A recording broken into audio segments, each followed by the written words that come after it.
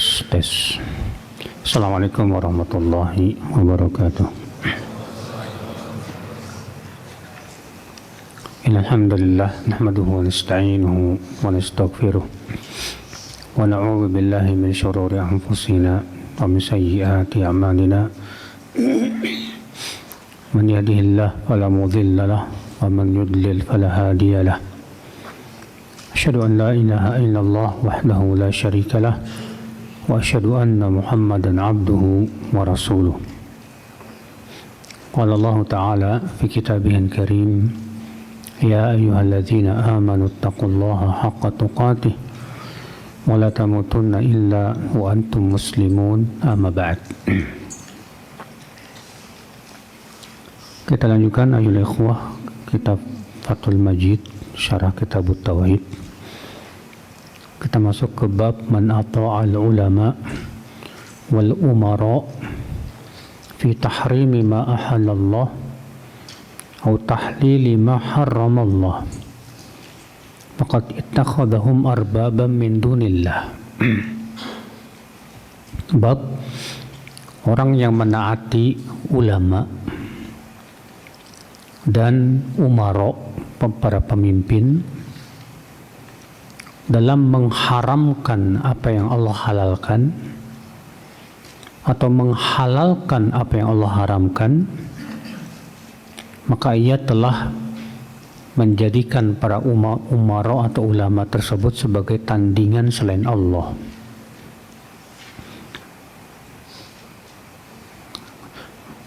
Kaidah dalam masalah ini, akhi, yang harus kita pahami, bahwa ketaatan kita kepada makhluk, baik itu ulama ataupun umara, itu tidak boleh bersifat mutlak.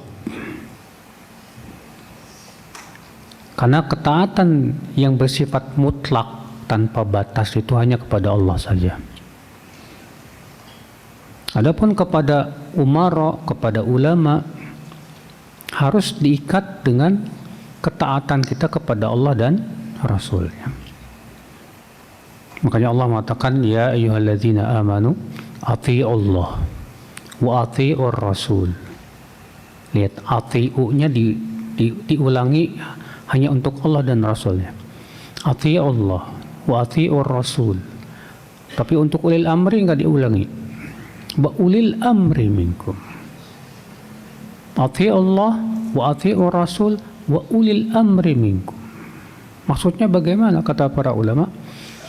Allah hanya mengulangi ati'u itu untuk Allah dan Rasulnya saja. Sedangkan ulil amri tidak diulangi kata-kata ati'u. Kenapa? Karena ketaatan kita kepada ulil amri mengikuti ketaatan kepada Allah dan Rasulnya. Maka antum menaati seorang ustadz nggak boleh secara mutlak. Semua pendapat ustadz ya langsung ditelan tanpa dilihat sesuai apa enggak, bodo amat. Orang yang punya keyakinan bahwa menaati seseorang selain Allah dan Rasulnya secara mutlak, berarti dia sudah menjadikan dia tandingan selain Allah Subhanahu wa Ta'ala. Ini namanya syirkut ta'ah. Syirik dalam apa? Ketaatan. Ya. Nah, seperti ini Pak yang terjadi pada tasawuf sufi. Sufi itu ketaatan mereka kepada wali itu mutlak, sudah. Karena mereka punya keyakinan bahwa wali itu nggak mungkin salah. Wali itu kata mereka mahfudz, terjaga. Sehingga apapun yang dikatakan oleh wali wajib diterima, walaupun tidak sesuai dengan Al-Quran dan hadis. Maka siapa Pak yang menjadikan wali seperti ini, berarti dia sudah menjadikan wali sebagai tandingan selain Allah Subhanahu wa Ta'ala. Ikhwata Islam, saudaraku seiman, kita lanjutkan liqaulillahi ta'ala. Ini berdasarkan firman Allah Subhanahu wa Ta'ala Dalam surat At-Taubah ayat 31 Allah berfirman, ittakhadhu ahbarahum wa ruhbanahum arbaban min dunillah wal masih ibn maryam wa ma umiru illa liya'budu ilahan wahida la ilaha illahu subhanahu amma yusyrikun. Mereka, siapa mereka di sini? Yahudi dan Nasrani. Mengambil para ahbar, habar itu artinya ulama. Waruhban, ruhban itu artinya ubad, ahli ibadah. Mereka mengambil para ulama dan ahli ibadah mereka arbabam min dunillah, sebagai tandingan-tandingan selain Allah. Wal Masih ibn Maryam, dan mereka menjadikan Masih bin Maryam itu Nabi Isa sebagai tandingan selain Allah. Wa ma umiru illa liya'budullah, ya illa liya'budu ilahan wahida. Padahal mereka tidaklah diperintahkan kecuali agar beribadah kepada satu ilah saja, itu Allah Subhanahu wa taala. Ketika Allah turunkan ayat ini, sebagaimana sudah berlalu sebetulnya hadisnya, itu hadis Adi bin Hatim, seorang sahabat yang tadinya Nasrani kemudian masuk Islam. Ketika Allah turunkan ayat ini, mereka orang-orang Yahudi menjadikan para ulama dan ahli ibadah mereka sebagai tandingan selain Allah. Apa kata Adi? Kata Adi, ya Rasulullah, lasna na'buduhum. Kami dulu waktu Nasrani enggak pernah beribadah kepada para pendeta kami, enggak. Apa kata Rasulullah SAW?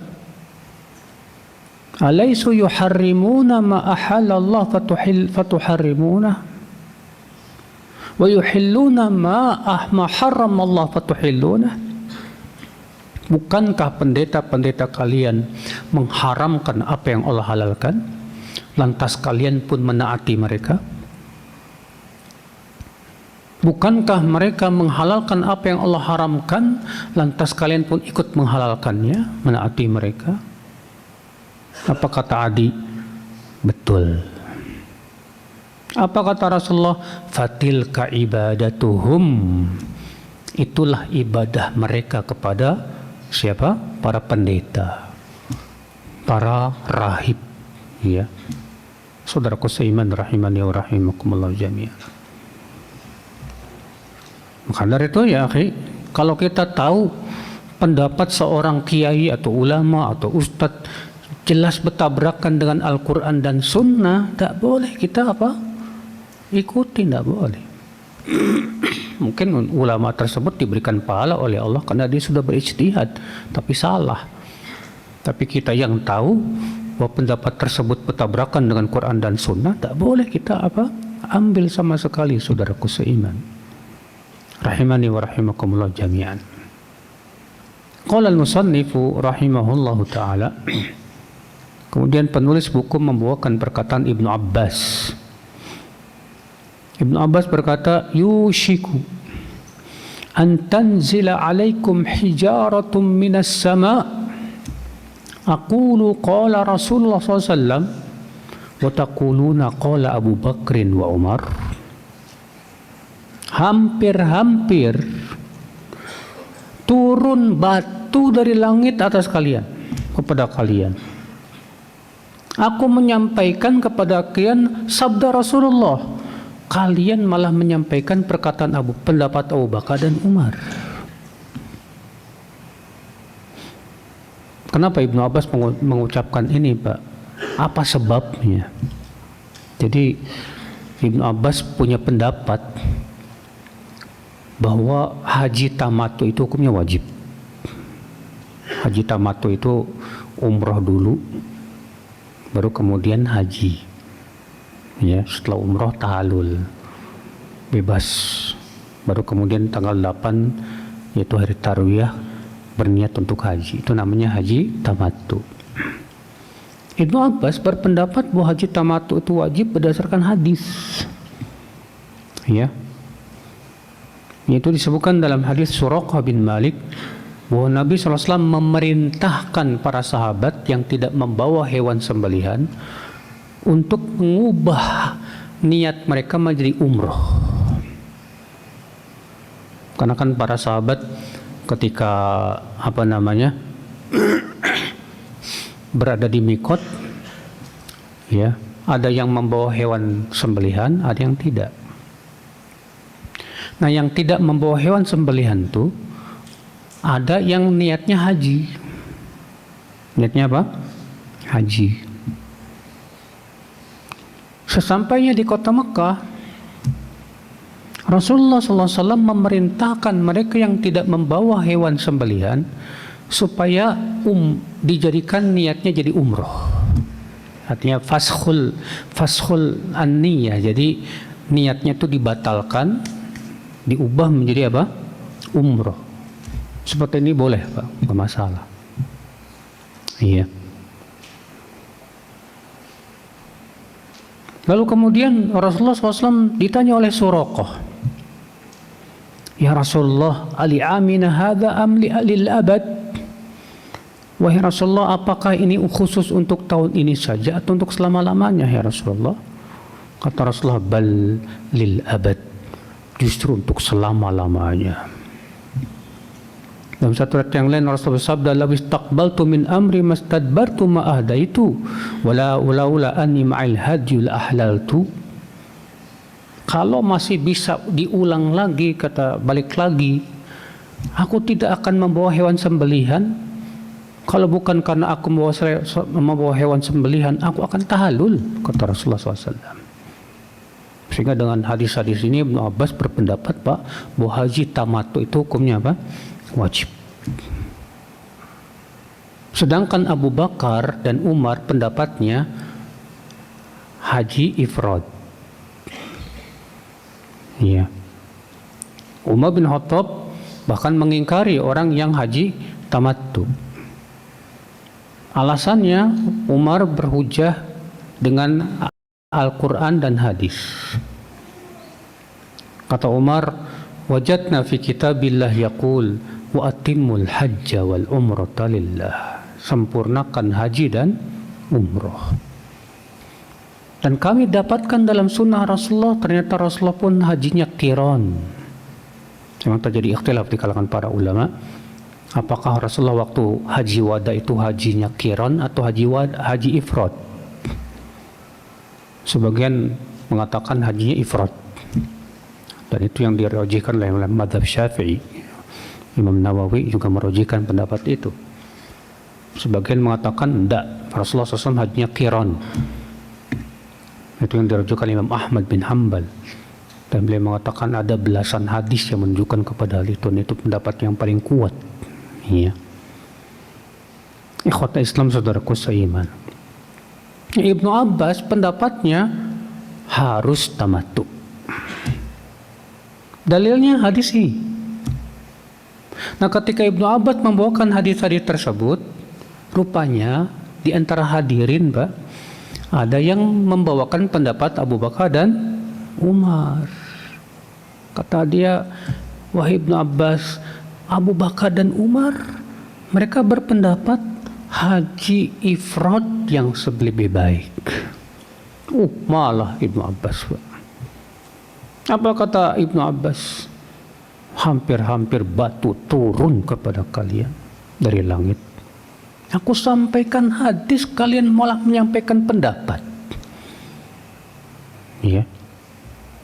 Ikhwata Islam, saudaraku seiman. Kata penulis kitab Fathul Majid, wa hina idzin fala udhur liman ustufti an yanzura fi madhahibil ulama wa mastadalla bihi kullu imam wa ya'khudhu min aqwalihim ma dalla alaihi dalil idza kana lahu malakah yaqtadiru biha ala dhalik. Maka pada waktu itu orang yang dimintai fatwa, siapa yang dimintai fatwa? Tentu ulama, Pak. Tidak ada udzur, tidak ada alasan untuk tidak melihat kepada pendapat-pendapat para ulama dan dalil mereka masing-masing. Kemudian dia melihat mana yang paling kuat dalilnya. Jika memang dia punya kemampuan hal itu. Artinya kalau antum diberikan oleh Allah kemampuan, Pak, untuk melihat setiap pendapat ulama dalam sebuah permasalahan, lakukan. Kemudian lihat dalil-dalilnya, karena nggak mungkin ulama itu berpendapat tanpa apa? Dalil. Biasanya mereka akan berhujjah, berdalil. Ya. Tapi kan kemampuan ilmu para ulama kan bertingkat-tingkat, ya. Makanya Syekhul Islam dalam kitab Majmu' Fatawa ketika menyebutkan tentang sebab-sebab kenapa sih para ulama itu berbeda pendapat, Pak. Ya. Di antaranya terkadang sampai kepada seorang ulama dalil, tapi ulama lain nggak sampai dalil tersebut. Nah, yang nggak sampai kepadanya dalil, dia berijtihad dengan menggunakan qiyas misalnya. Dan ternyata qiyasnya bertabrakan dengan dalil. Atau terkadang sampai kepada dua-duanya hadis, tapi yang satu dari jalan yang sahih, yang satu dari jalan yang lemah. Sehingga yang satu menganggap hadisnya lemah, nggak boleh dipakai. Yang satu mengatakan sahih, terjadi perselisihan. Yang jauh-jauh lah, Pak, tentang masalah menggerak-gerakkan jari. Sebagian ulama mengatakan sahih hadisnya, sebagian mengatakan tidak, itu hadisnya syadz. Gara-gara itu terjadi perselisihan. Ya, apakah menggerakkan atau tidak? Masalah-masalah ijtihad seperti ini, ya, kita tidak boleh saling memaksakan pendapat. Cukup amalkan sesuai dengan yang antum pandang kuat. Walaupun masih dibuka pintu untuk berdiskusi, mencari yang paling kuat. Di antara sebabnya juga, kata Ibn Taimiyah, Bapak, sampai hadis tersebut kepada keduanya dari jalan yang sahih. Namun mereka berbeda pendapat dalam memahaminya. Saya berikan contoh, misalnya hadis la sholata liman lam yaqra bi fatihatil kitab. Tidak sah solat bagi mereka yang tidak baca Al-Fatihah. Man di sini mempunyai makna apa? Umum. Sehingga Imam Syafi'i berpendapat bahwa baik makmum maupun imam wajib baca Al-Fatihah. Baik dalam salat jahr maupun salat apa? Sir. Hadis ini sampai kepada Imam Syafi'i, sampai juga kepada Imam Ahmad. Tapi kok beda pendapatnya? Imam Ahmad mengatakan untuk salat jahr diam, untuk salat sir baca.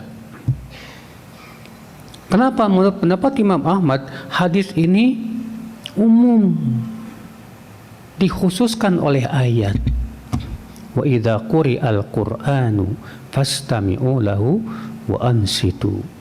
Apabila dibacakan Al-Qur'an, maka dengarkan dan diam.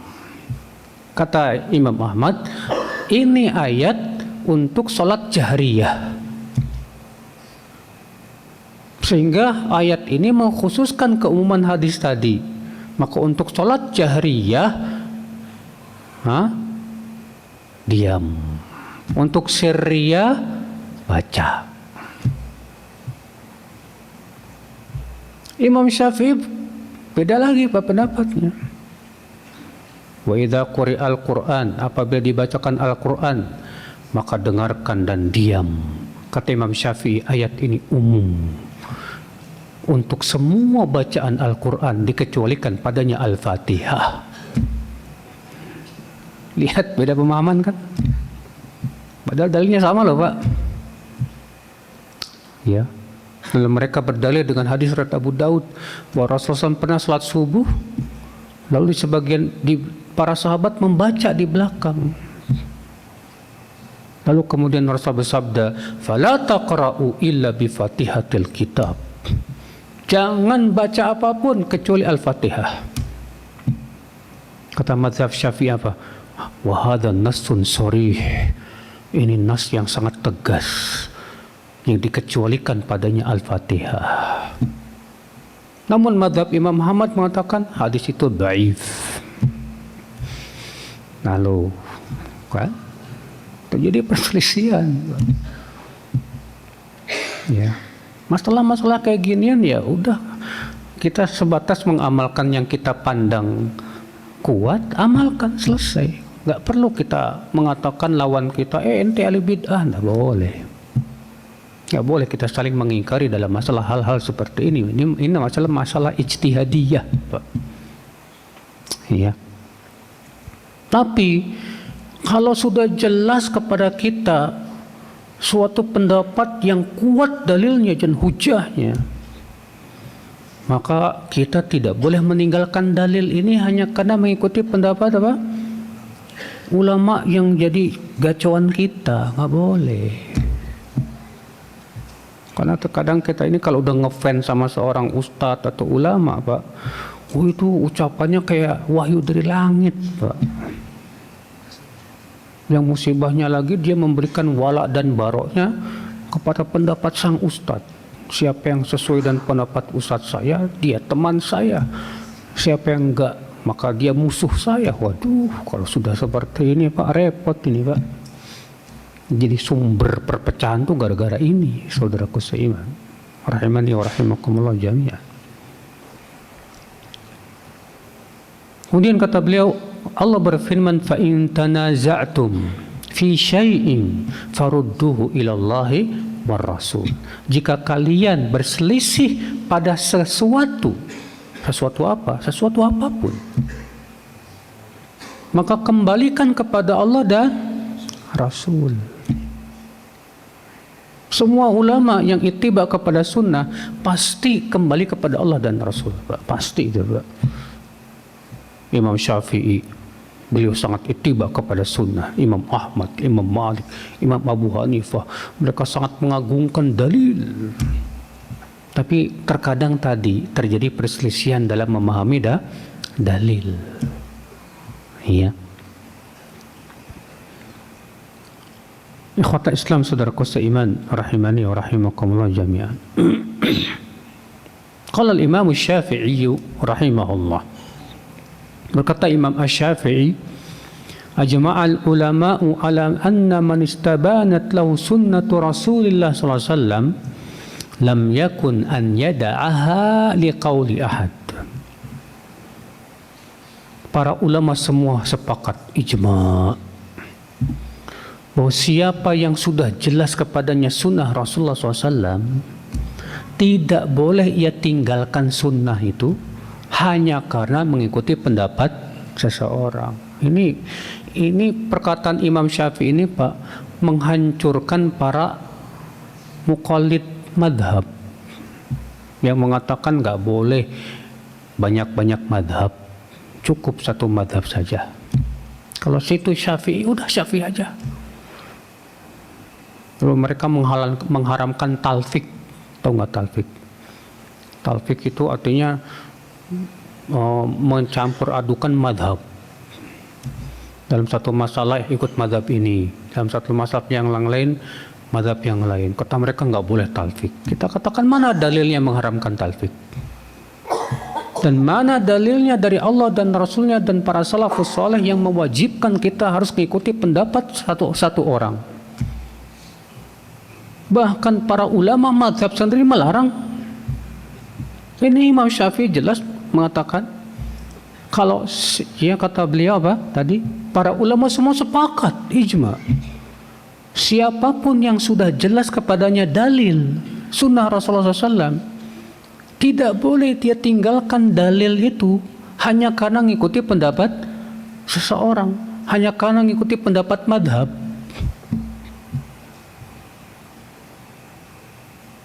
Ikhwata Islam, saudaraku seiman, saya pernah itu Pak, ya, ngobrol sama orang yang fanatik banget sama mazhab Syafi'i. Ketika Anda bawakan hujah-hujah dalil, apa kata dia? Kasih itu sih mazhabnya Hambali, saya Syafi'i. Ya masing-masing aja lah. Loh, kok gini cara beragama? Apakah Imam Syafi'i mewajibkan kepada murid-muridnya, hai murid-muridku, kalian jangan keluar dari pendapatku ya? Nggak ada Imam Syafi'i yang ngomong gitu. Bahkan Imam Syafi'i mengatakan, idza wajadtum fi kitabi ma yukhalifu qala ar-rasul fal qawlu ma qalahu ar-rasul wadribu qawlil haid. Apabila kalian mendapatkan dalam kitabku ini pendapatku yang tidak sesuai dengan sabda Rasulullah, yang wajib kalian ambil itu sabda Rasulullah. Ya, lemparkan pendapatku ke tembok, kata Imam Syafi'i rahimahullah. Luar biasa. Para imam mazhab nggak pernah ngajarin. Tapi kenapa di belakang-belakangan sekarang muncul, Pak, para penuntut ilmu yang mewajibkan harus ikut apa? Satu mazhab. Nggak boleh banyak-banyak mazhab. Nggak boleh talfik katanya. Padahal nggak ada dalil sama sekali yang mengharamkan talfik. Kewajiban kita ngikutin dalil, bukan ngikutin apa? Madhab. Ya akhul Islam. Madhab itu wasilah, bukan tujuan. Boleh bermadhab? Boleh. Asal tidak disertai dengan fanatik.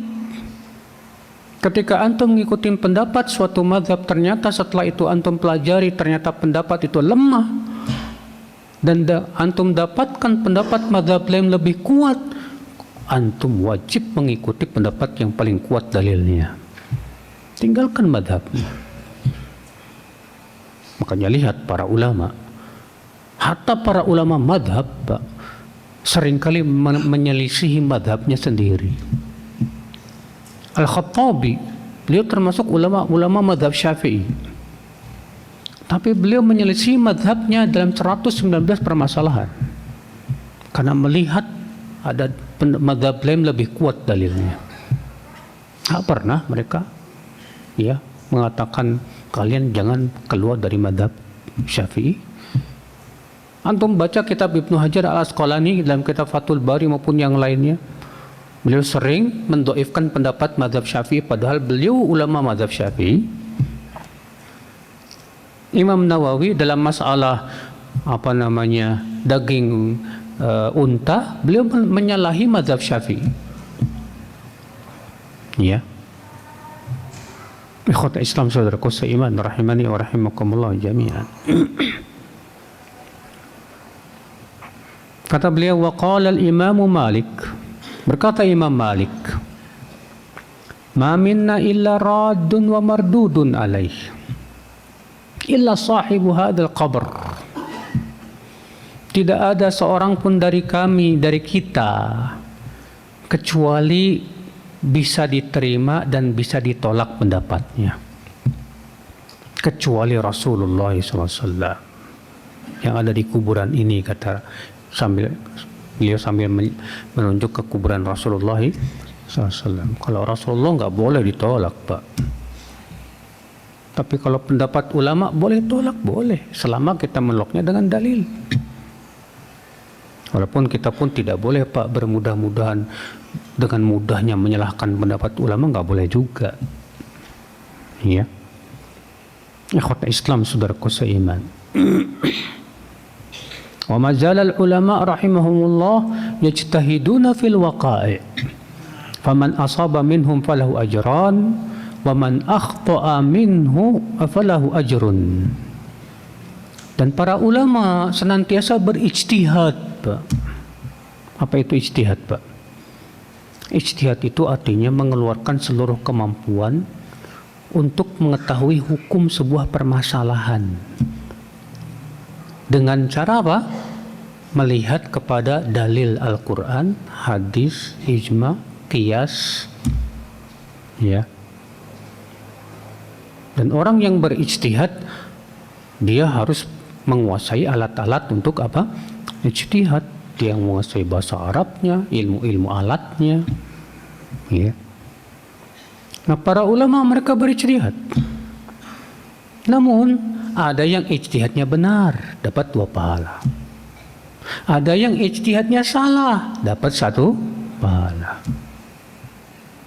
Rasulullah SAW sabda, idza ijtahadal hakim fa asaba falahu ajran.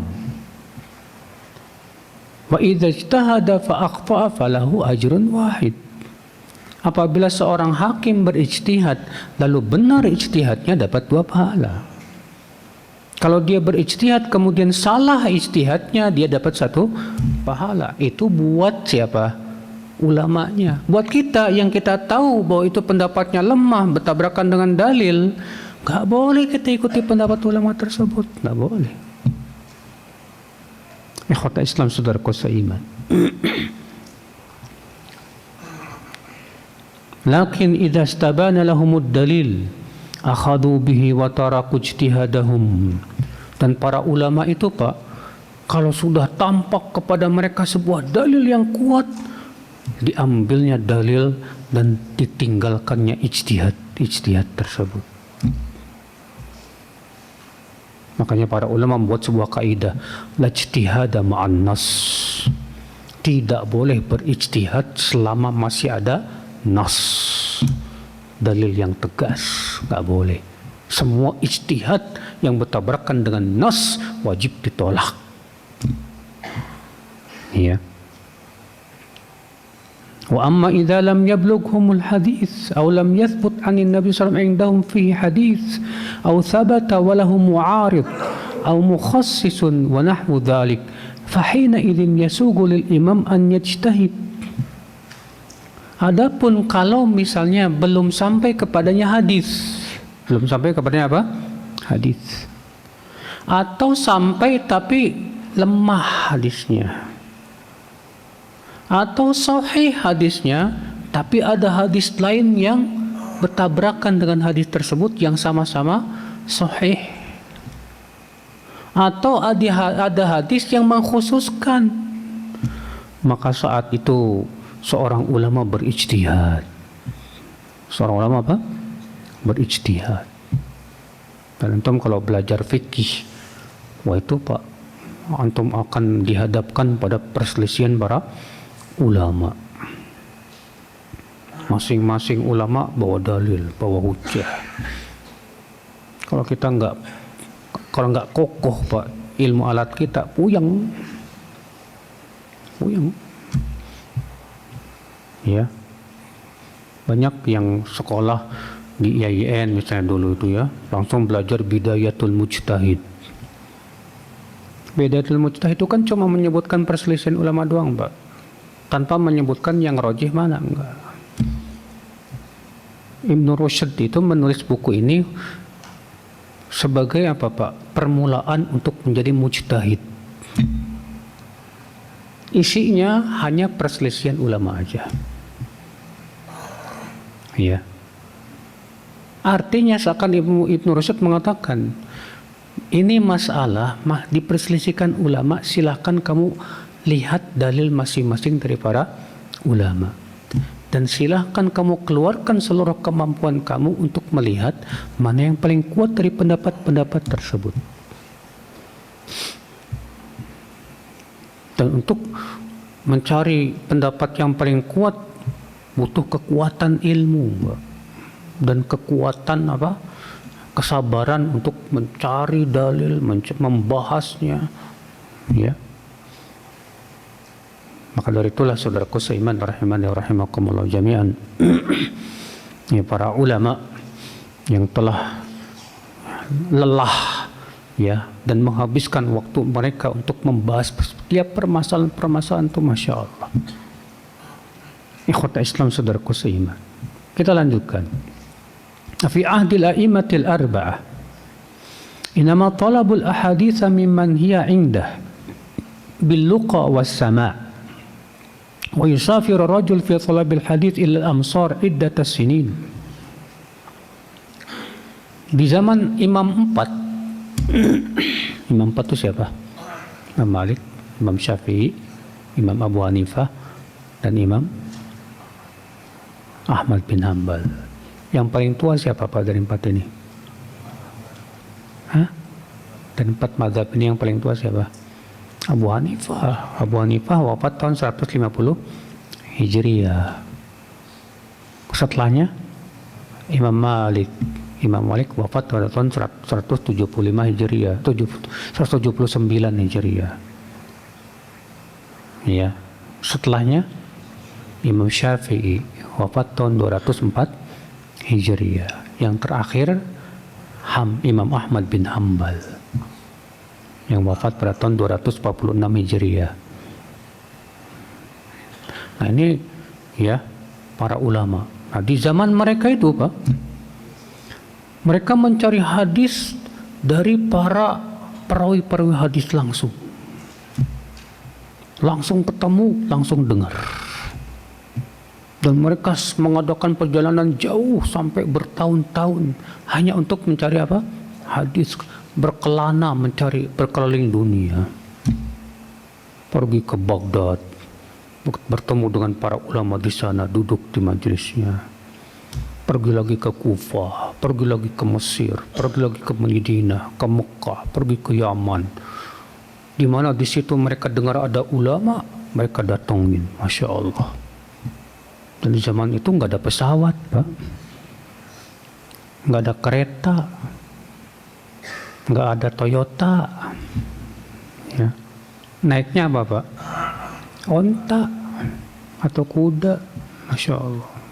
Tapi subhanallah barokah ya, nggak kayak kita, pesawat ada, mobil ada, motor punya, tapi kok kayak yang nggak ada cuma satu zaman sekarang tuh Pak, semangat. Ya, makanya zaman sekarang ini barokahnya kurang, saudaraku seiman, rahimani wa rahimakumullah jami'an. Tsumma atana al-a'imatu bit-tasanif wa dawanul ahadits wa rawauha bi asanidiha. Kemudian setelah itu para ulama pun mulai Pak menulis buku dan mencatat kitab-kitab hadis, mencatat juga para perawi-perawinya, ya. Wa bayyanu sahihaha min husniha min hasaniha wa min dha'ifiha. Mereka pun kemudian memilah mana yang sahih, mana yang hasan, mana yang dhaif, yang lemah. Ini ahli hadis. Ada lagi fuqaha. Fuqaha itu ahli fikih. Sunnafu fi kulli madhab. Nah, para fuqaha Pak, sibuk mereka menulis pendapat imam madhab. Jadilah madhab. Murid-murid Imam Syafi'i mengeluarkan seluruh kesungguhannya untuk betul-betul mempelajari pendapat-pendapat Imam Syafi'i, lalu dikumpulkan dalam sebuah buku. Murid-murid Imam Malik demikian pula, murid-murid Imam Abu Hanifah demikian pula. Dan qadarullah 4 orang ini yang paling banyak muridnya Pak, yang paling terkenal masyhur. Padahal di zaman 4 ini ulama-ulama yang sekaliber mereka banyak Pak. Banyak. Yang keilmuannya nggak kalah dengan mereka banyak. Cuman qadarullah cuma 4 ulama ini yang banyak pengikutnya Pak, dan pembela-pembelanya. Di zaman Imam Malik ada yang sekaliber Imam Malik, ada seperti Imam Laits bin Sa'ad. Imam Laits, Masya Allah, kefakihannya luar biasa sampai disebutkan bahwa beliau lebih fakih dari Imam Malik. Tapi qadarullah ternyata Imam Malik yang lebih terkenal daripada Imam Laits bin Sa'ad.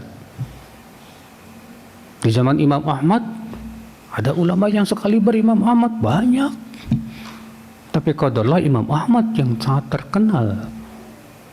Ya. Demikian pula Imam Syafi'i di zaman ikhwatul Islam saudaraku seiman. Nah, para fuqaha sibuk mencatat pendapat-pendapat imam mereka. Para ahli hadis sibuk mencatat hadis-hadis Rasulullah sallallahu alaihi wasallam. Sampai datanglah Imam Syafi'i, maka Imam Syafi'i pun kemudian berbicara tentang fikih hadis. Sampai Imam Ahmad mengatakan, laula Syafi'i ma arafna fikal hadis. Kata Imam Ahmad, kalau bukan karena Imam Syafi'i, kami tidak akan bisa memahami tentang fikih hadis. Ya. Imam Ahmad ketika pergi ke Mekah, beliau menghadiri majelis Imam Syafi'i, dan waktu itu Imam Syafi'i masih muda Pak. Maka beliau pun duduk di majelisnya, terkagum-kagum Imam Ahmad. Lalu teman-temannya sesama ahli hadis menegur, Ahmad, kenapa kamu gak ikut kita? Ayo kita pergi mengambil hadis ke sana. Tidak. Wallahi duduk di majlis pemuda ini ya lebih baik daripada pergi ke Yaman, kata Imam Ahmad. Dari situ beliau terus mengkaji tentang bagaimana memahami hadis Rasulullah Sallallahu Alaihi Wasallam. Makanya ikhwatul Islam saudaraku seimam, ya seluruh ulama setelah Imam Syafi'i butuh kepada ilmunya Syafi'i. Butuh kepada ilmunya apa? Syafi'i. Ya. Ikhwatul Islam saudaraku seiman. Nah kemudian Pak, ada ulama-ulama yang mereka bukan cuma ahli hadis tapi juga ahli fikih. Ya. Jadi waktu itu ada 3 nih. Ada yang ahli hadis doang, hafal ribuan hadis dengan sanadnya, riwayat-riwayatnya, tapi kok nggak fakih. Ada ahli fikih doang, hanya memahami pendapat-pendapat madhab doang, tapi nggak paham hadis. Sampai-sampai hadis lemah dan palsu pun dipakai. Datang Imam Ahmad, Imam Bukhari, Imam Syafi'i, maka mereka, Imam Malik, mereka ini fuqahaul muhadditsin, para ahli hadis yang faqih, yang mengumpulkan antara 2 ilmu, antara ilmu hadis dengan ilmu apa? Fikih.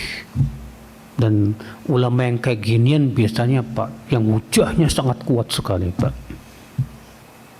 Ikhwata Islam saudaraku seiman.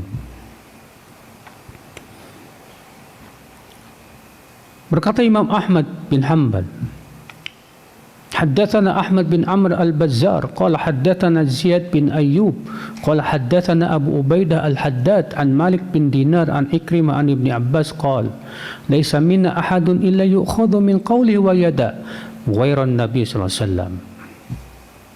Ibnu Abbas berkata, tidak ada seorang pun dari kita kecuali boleh diambil pendapatnya atau boleh ditinggalkan kecuali Nabi Sallallahu Alaihi Wasallam. Sudah Isya belum? Belum. Isya jam berapa Bang? Itu masalahnya jamnya kelebihan itu Pak. Iya. Wa ala hadza fayajibul inkar ala man taraka dalil liqauli ahadi minal ulama. Atas dasar inilah kata beliau, wajib mengingkari orang yang meninggalkan dalil hanya karena ngikutin pendapat ulama. Wajib mengingkari. Ya. Kainan mangkana siapapun dia, kita nggak peduli. Kalau sudah jelas-jelas ada dalil, dia tinggalkan, lebih mengikuti pendapat ulama, ini nggak benar ini. Wajib kita ingkari orang itu. Kita tanya, kamu ngikutin pendapat ulama ini, mana dalilnya? Ya saya nggak tahu dalilnya. Ini karena saya sudah suudon dia ulama. Tapi ini dalil loh, jelas dalilnya. Ya mungkin ulama saya punya dalil, ya mungkin yang namanya mungkin iya, mungkin enggak. Oke, enggak benar. Bukan seperti itu cara beragama ya akal Islam. Ya. Seakan-akan banyak Pak orang yang lebih mengagungkan ulama daripada Nabi sallallahu alaihi wasallam. Kan seharusnya kita lebih mengagungkan Nabi daripada siapa? Ulama. Lebih berat hati kita untuk menyelisih Rasul daripada menyelisih siapa? Ulama. Tapi kenyataan beda. Lebih berat menyelisih pendapat ustadz dibandingkan pendapat Rasul. Kan aneh. Ya. Kita katakan emang ustadz ente nabi. Ya. Tapi kan ustadz saya pasti punya dalil. Ya mana dalilnya mana? Jangan cuma kata ustadz, kata kiai nggak paham dalil dong. Mana dalilnya? Kita beragama itu harus jelas loh Pak. Dan antum harus berani nanya kepada kiai atau ustadz atau siapapun. Tolong sampaikan kepada saya dalilnya. Soalnya sama teman saya ditanyain terus dalilnya. Ya. Makanya kiai sekarang Pak kelimpungan Pak. Gara-gara dakwah salafi ini kita jadi repot cari-cari dalil katanya. Benar dia ngomong gitu. Kita katakan ya alhamdulillah doh. Ya. Dulu kita udah kayak kerbau Pak. Cuma dicocokin hidung kita, suruh ngikut kemana-mana tanpa tahu dalil. Tapi dengan adanya dakwah ini Pak, kita membiasakan manusia dengan hujah, dalil, ya. Karena agama kita memang sumbernya dari Al-Quran dan Sunnah Rasulullah SAW. Baik, sepertinya sudah masuk Isya ya. Nah.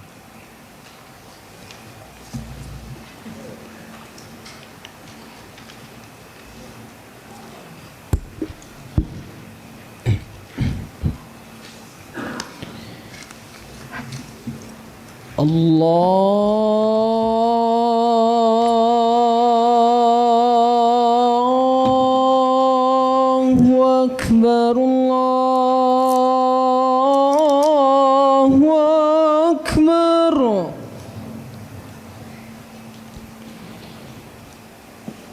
Allahu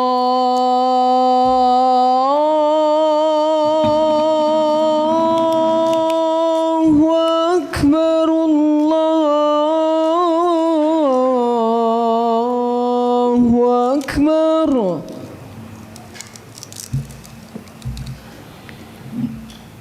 أشهد أن لا إله إلا الله.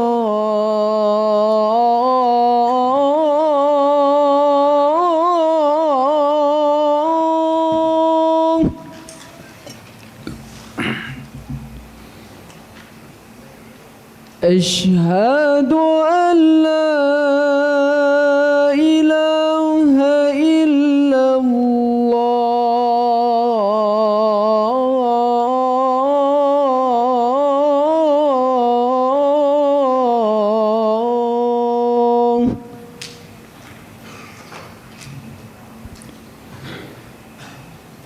أشهد أن محمد رسول الله.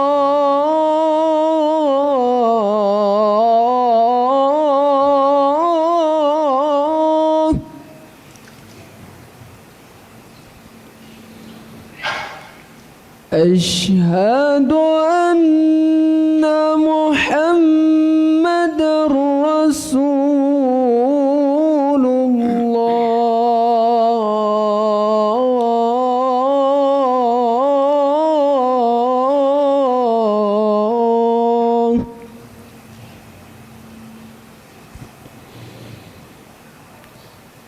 حي على الصلاة.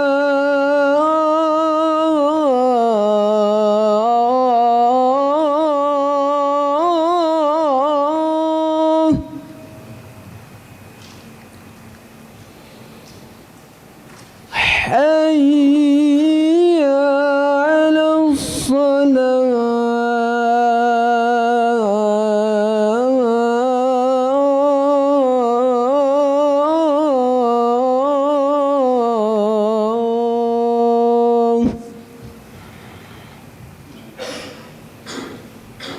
حي على الفلاح.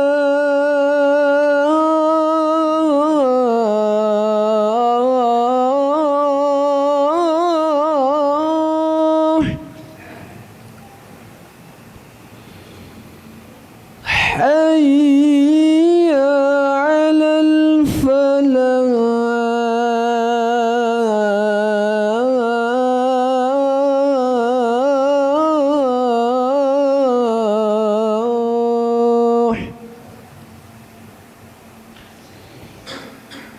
الله أكبر،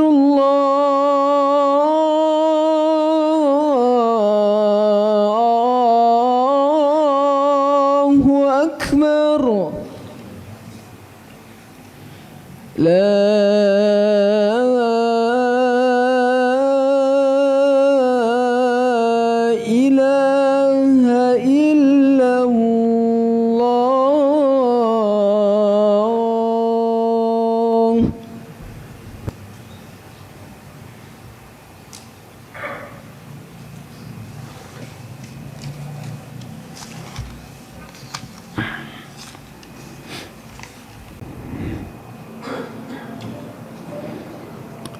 Ada ya seorang ustadz mengatakan bahwa bulu kucing yang rontok dan jika nempel di pakaian hukumnya najis. Ini pendapat yang jelas tabrakan dengan hadis, Pak. Rasulullah SAW bersabda tentang kucing apa? Innaha laisat binajasin. Sesungguhnya ia tidak najis. Innama hiya minat tawafina alaikum wat tawafat. Dia hanyalah binatang yang suka berkeliling di antara kamu. Artinya kita sulit menghindar dari apa? Kucing. Maka Nabi memberikan rukhsah bahwa kucing itu tidak najis. Maka pendapat ini mengatakan bulu kucing najis, jelas bertabrakan dengan hadis itu. Ya.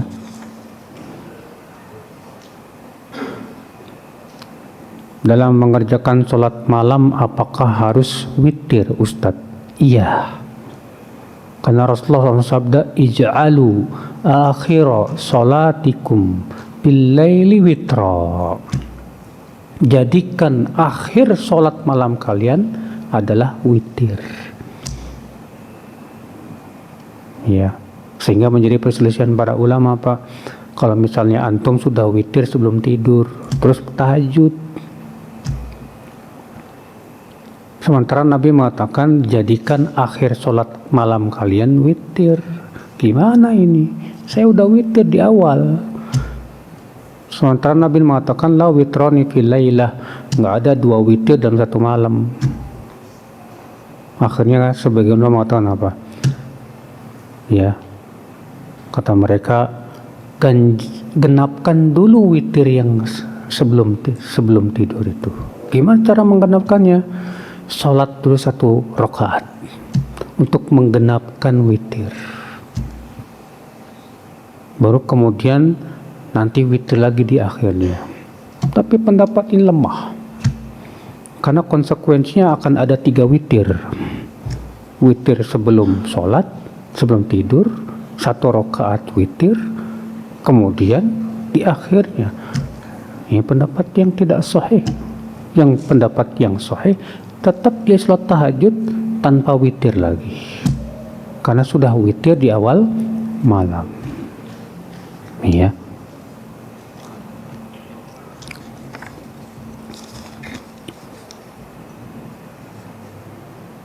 Di sekolah anak saya ada 6 guru dan akan kami beri hadiah ke 6 guru tersebut. Boleh nggak Ustadz? Nggak boleh. Kecuali pemilik sekolah mengizinkan. Jadi kalau mau ngasih hadiah ke guru, mendingan lewat pemilik sekolah aja, Pak. Datang ke pemiliknya, Pak, ini dari kami buat para guru, tolong Bapak aja. Karena dengan cara itu ilatnya hilang, Pak. Sebab kalau antum ngasih hadiah ke guru, nanti guru nggak enak, Pak, ngasih nilai ke anak antum. Aduh, nggak enak nih bapaknya ngasih saya banyak duit. Yang harusnya jeblok dikasih gede. Mempengaruhi kinerja itu, Pak. Makanya diharamkan oleh Rasulullah SAW. Beda ketika antum ngasihnya kemana? Ya, yang punya sekolahan. Sambil berkata, Pak, ini tolong hadiah dari kami. Ya, saya lewat Bapak aja ya. Bapak kan yang punya sekolah. Kalau yang punya sekolah mengatakan, maaf Pak, nggak nerima. Ya udah, jangan. Ya.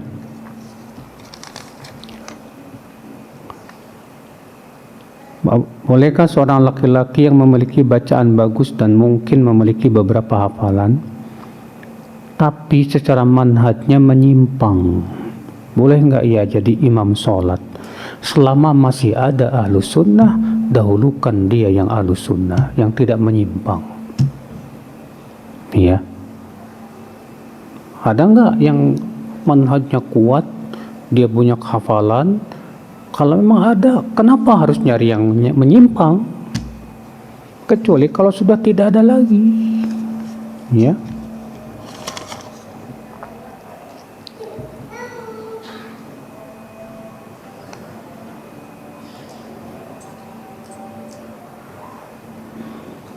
terkait dengan berhukum dengan selain Allah. Hukum talak di pengadilan agama, kan kalau istri mengajukan talak itu khulu ya Ustadz, tapi begitu di pengadilan agama jatuhnya talak satu. Ini masalah khilaf para ulama, apakah khulu itu talak atau bukan? Ya, mungkin pengadilan agama merujukan pendapat yang mengatakan khulu itu apa? Talak. Ini masalah khilafiyah memang di kalangan para ulama, yaitu bahwa apakah khulu sama dengan talak atau tidak. Pendapat yang paling kuat tidak sama. Kenapa? Karena talak itu iddahnya 3 kali haid. Kalau khulu hanya sekali haid. Makanya pendapat yang paling kuat dari pendapat ulama, khulu bukan talak. Ya. Sebagian ulama mengatakan talak. Wallahu alam, itu memang masalah khilafiyah, Pak. Nah, disinilah Pak terkadang Pak ya, kalau kita cuma tahu satu pendapat, suka menganggap pendapat yang nggak sesuai dengan pendapat saya ini sesat, ini nggak bener ini. Padahal ternyata itu masalah khilafiyah masyhur di kalangan para ulama. Makanya disinilah penting banget Pak untuk mengetahui benar nggak dalam masalah ini cuma satu pendapat. Barangkali ada pendapat ulama lain dan mereka punya hujah juga. Di situ penting Pak, penting. Supaya kenapa? Supaya tidak mudah menyalahkan. Makanya antum kalau cuma ngaji sama satu ustadz aja, ya, antum akan sangat mudah menyalahkan yang lain. Karena nggak sesuai, hanya karena tidak sesuai dengan pendapat sang ustadz. Ya, kita belajar Pak ke banyak ulama. Dari situ kita tahu pendapat-pendapat, dalil-dalil dan hujah. Ya, dari situ semakin matang ilmu kita Pak. Ya, akhwat Islam saudaraku seiman.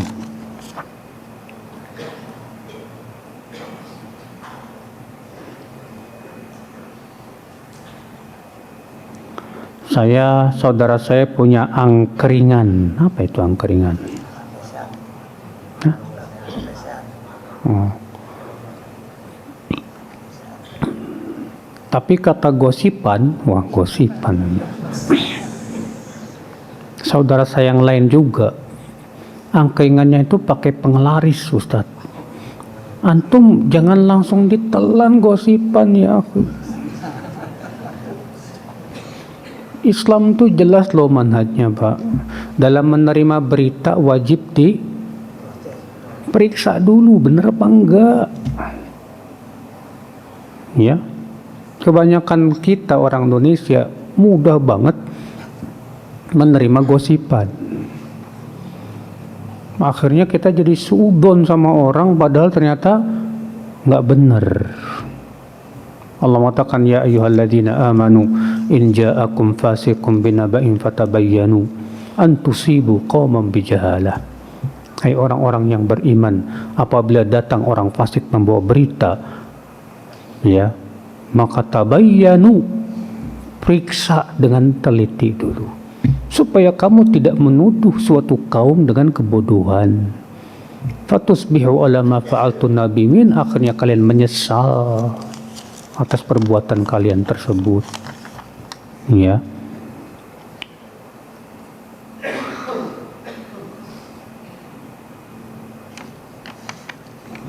Baik, saya kira cukup sampai di sini. Subhanallah bihamdika asyhadu an la ilaha illa anta astaghfiruka wa atubu ilaik.